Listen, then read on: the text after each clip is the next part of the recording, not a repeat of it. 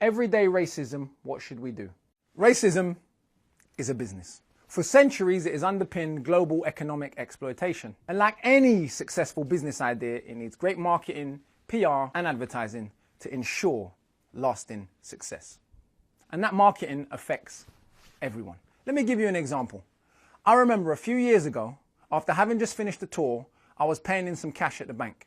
We'd done quite well on merchandising.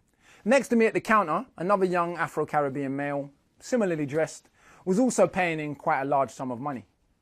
Surprisingly, my first thought was one of suspicion. I wonder what he does for a living. Yes, even though I know that working class young black men do not control the multi-billion-dollar drug industry, the connection between people who look like me and drug dealing has been seared into my mind thanks to a lifetime of advertising campaigns like this.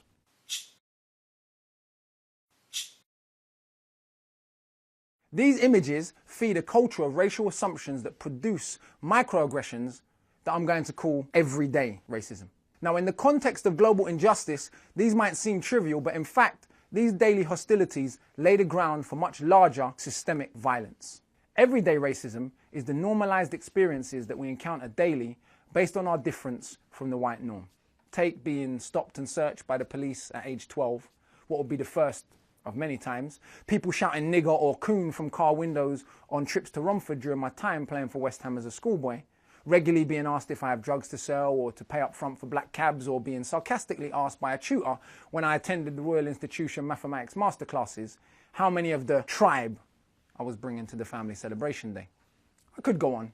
I've left out the hard stuff. Constantly feeling like a suspect leads to the kind of shame that pathetically makes me take the bass out of my voice or attempt to make myself smaller when I'm in a lift alone with a white woman. In the world of a white and Jesus and Hollywood's white savior motif, the idea that white is right has taken root globally to the degree where skin bleaching has become a multi-billion-dollar industry.